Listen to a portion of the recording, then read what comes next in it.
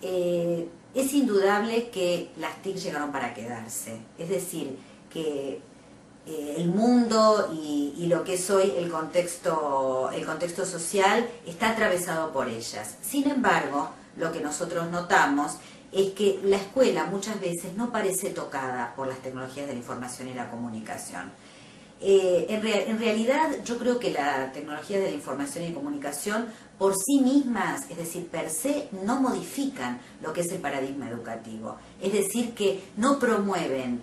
automáticamente mejora en los aprendizajes y en los resultados. Sin embargo, con esto no quiero decir que no valga la pena incluirlas. Y en relación a esto creo que hay dos motivos fundamentales. Por un lado, lo que llamamos la dimensión social de la integración de las TIC en los sistemas educativos, que nos refiere a pensarlas desde la mejora en relación a la inclusión social, a la justicia, a la calidad y a la equidad. Con esto no quiero decir que por integrar las tecnologías en la escuela vamos a producir automáticamente inclusión educativa. Sin embargo, lo que sí estoy segura es que si no las integramos vamos a producir mayor desigualdad y exclusión. Por otra parte, también vale la pena incluirlas por lo que llamo la dimensión pedagógica, es decir, las tecnologías de la información y comunicación promueven autonomía en el aprendizaje, mejoras en cuanto a las posibilidades de planificación de los docentes, posibilidades de colaboración y de interacción, haciendo realidad esta frase que a mí me gusta mucho compartir, que es que vale la pena porque las tecnologías me ayudan a generar esta idea de que juntos somos más inteligentes.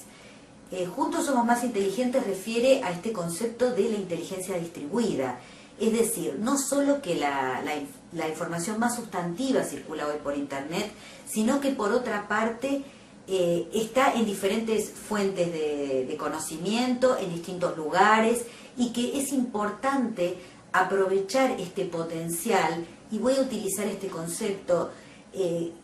esta idea de las TIC como ventana de oportunidad para el cambio educativo. Es decir, no promueven por sí mismas el cambio, sin embargo pueden ser excelentes aliados a la hora de educar.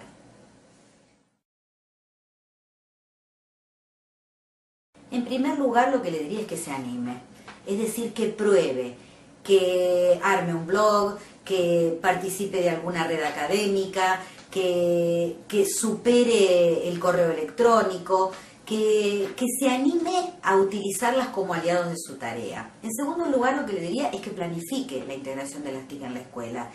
En ese sentido, que no lo piense como algo espontáneo, como algo natural, como algo que se va a ir dando intuitivamente, sino que se anime a planificarlo, es decir, a integrarlo en su proyecto institucional, pero también a pensar que esa planificación va a tener que tener algunos elementos de herramientas, como por ejemplo la matriz de planeamiento TIC que ustedes están trabajando en este curso. Es decir, no dejarlo librado al azar. La tercera cuestión que le diría al directivo es que no piense que su liderazgo frente a la integración de las TIC tiene que ser en solitario, que se anime a pensar un liderazgo distribuido, es decir, un equipo de trabajo conduciendo el proyecto de integración TIC, potenciando esta mirada más multidisciplinaria, donde no es necesario que él crea que tiene que saber de todo, sino que pueda ir tomando como puntos de apoyo a otras personas, otros actores dentro de la escuela, que en esto pueden funcionar excelentemente. En cuarto lugar, le diría que potencie lo que es el desarrollo profesional docente. Y aquí me voy a animar a plantear una idea de modelo vinculado con el desarrollo profesional para la integración de las TIC que supere el curso tradicional. Me gusta pensarlo en el sentido de quizás apoyarnos más en aquellos que nos están enseñando sobre el hombro. Nosotros frente a la pantalla y un colega, un compañero, un par que puede ir apoyando mi trabajo, alguien que sabe un poco más de esto y que desde detrás del hombro va acompañando y va enseñándome cómo integrarlas más tranquilamente y más felizmente. En quinto lugar, le diría que participe de redes de contenidos abiertos. Hoy circula en Internet muchísima cantidad de recursos didácticos, de recursos inclusive de gestión para los directivos, que se comparten, que se amplían. Entonces, animarme a utilizar esas redes, pero también a formar parte y hacerlas crecer. Esta idea de ampliar el conocimiento. En sexto lugar, le diría que se anime a pensarse como creador y como co-creador y no solo como consumidor de los contenidos y de la información que circula en Internet. En séptimo lugar, lo que le sugiero es que pueda pensar más en lo pedagógico y pensar menos en lo tecnológico. Cuando me refiero en lo tecnológico, y ojo con esto, sé que muchos no van a estar de acuerdo, no centrarnos exclusivamente en la elección del dispositivo, si van a ser netbooks, si va a ser un celular, si lo que voy a utilizar va a ser una PC o otros dispositivos, sino centrarme en los objetivos prioritarios de la educación. Y aquí quiero señalar algo que me parece interesante también, y es cómo muchas veces las decisiones de la integración de las tecnologías de la información y comunicación en la educación están desligadas de esas prioridades pedagógicas y más aún de esas prioridades a nivel de proyecto educativo de país, que como director, como tomador de decisiones, yo no tengo que olvidarme.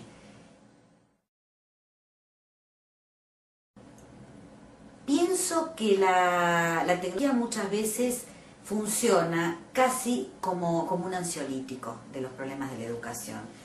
Es decir, no resuelven las cuestiones de fondo, pero ayudan a calmar. Superemos esa visión y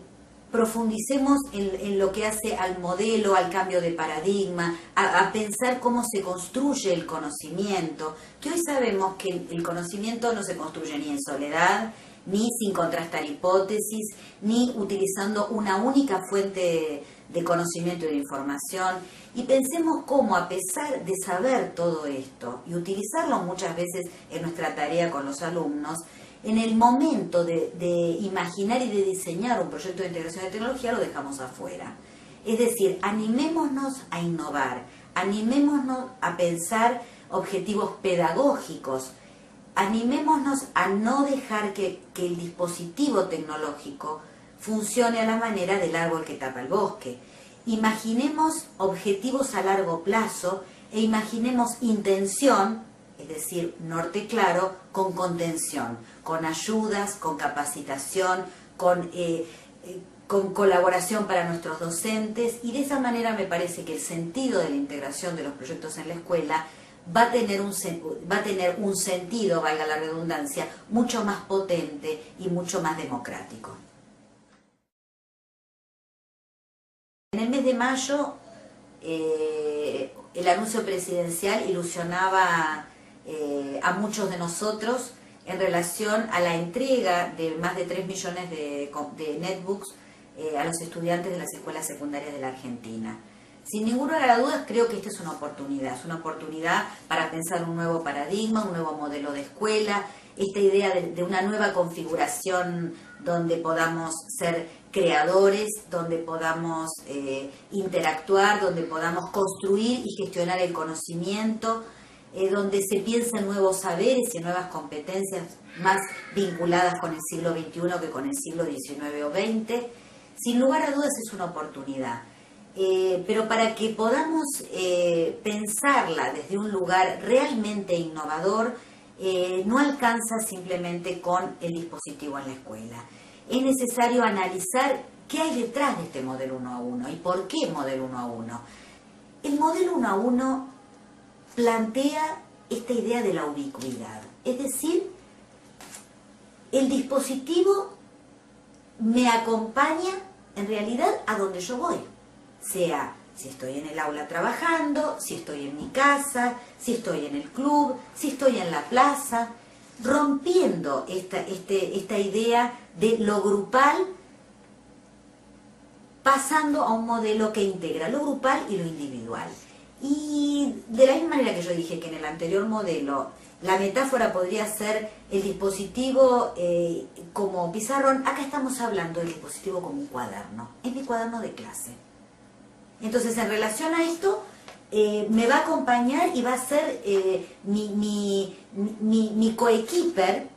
en el aprendizaje, en el conocimiento y en la adquisición de las nuevas competencias. Si nosotros nos imaginamos el modelo 1 a 1, podríamos pensar esta imagen donde los alumnos están con sus manos entrelazadas, donde se hace realidad esta idea de que juntos somos más inteligentes, es decir, la inteligencia distribuida, donde el docente y el libro de texto dejan de ser los únicos canales, o diría yo, los canales privilegiados por los que circula la información y el conocimiento, donde la escuela pasa a ser una de las agencias formativas, no la única, y donde estos alumnos, en lugar de funcionar como consumidores, pasan a tener un rol activo de co-creadores, donde además de conversar, de cooperar, de contribuir y de colaborar, también generan sus propios contenidos y sus propios aprendizajes. Bueno, yo creo que llegó la hora de no seguir estigmatizando a los docentes en relación a que todos los docentes hoy, frente a lo que es la escuela del siglo XXI o a una cuestión generacional, son inmigrantes digitales.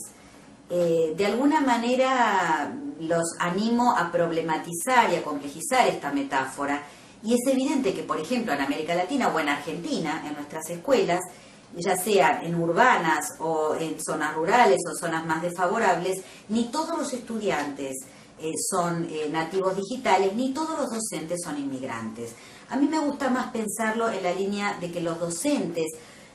hoy somos, en muchos casos, colonos digitales. El colono se quiere quedar en su tierra, es decir, la quiere, la trabaja, no está pensando en una situación de paso para volverse a su territorio. Y si nosotros nos podemos imaginar y concebir como colonos digitales, vamos a tener más posibilidades como docentes de achicar esto que denominamos la brecha de expectativas entre lo que los estudiantes están esperando de la escuela y lo que los docentes le estamos ofreciendo. Esta brecha de expectativas ha cobrado tal importancia en las escuelas que voy a dar simplemente un dato cuantitativo. En un proyecto que se llama CITEAL, que es un proyecto del Instituto Internacional de Planeamiento de la Educación de la UNESCO, donde yo estoy trabajando,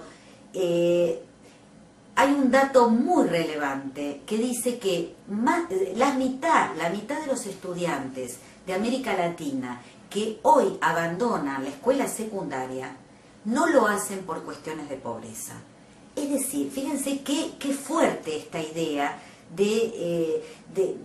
las posibilidades en realidad que tendríamos si pensamos y nos animamos a imaginar nuevas configuraciones institucionales que den cuenta del achicamiento de esta brecha entre lo que los estudiantes y los niños y jóvenes de nuestras escuelas están necesitando y lo que las escuelas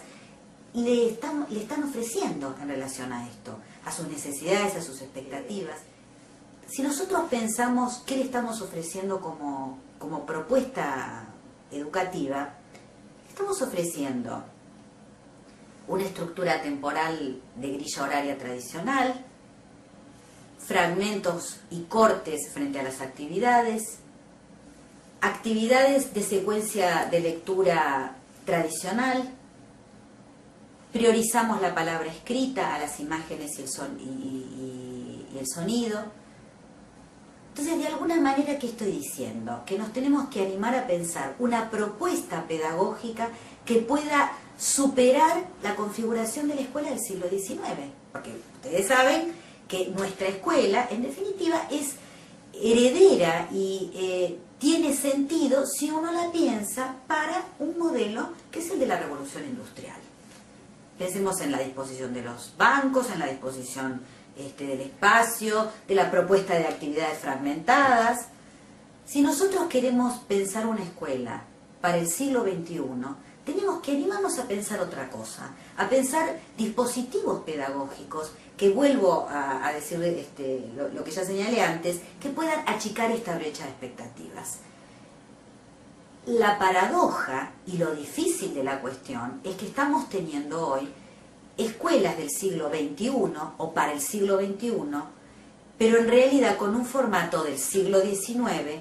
con docentes formados en el siglo XX, pero para alumnos del siglo XXI, que es de nosotros, de las escuelas, de la propuesta educativa. Por lo tanto, me parece que es fundamental también pensar cómo volvemos a darle sentido a nuestras escuelas para que realmente respondan a las necesidades de estos chicos, que hoy la escuela sigue siendo para ellos, y los docentes también, quizás la principal alternativa para poder acceder a conocimiento sustantivo, acceder a contenidos significativos, poder transformar la información que circula hoy por Internet en conocimiento, en el uso ético y democrático que le estamos dando a este conocimiento, y también a pensarlo en el sentido de las potencialidades que hoy la escuela y los directores y docentes tenemos para también ser promotores de justicia.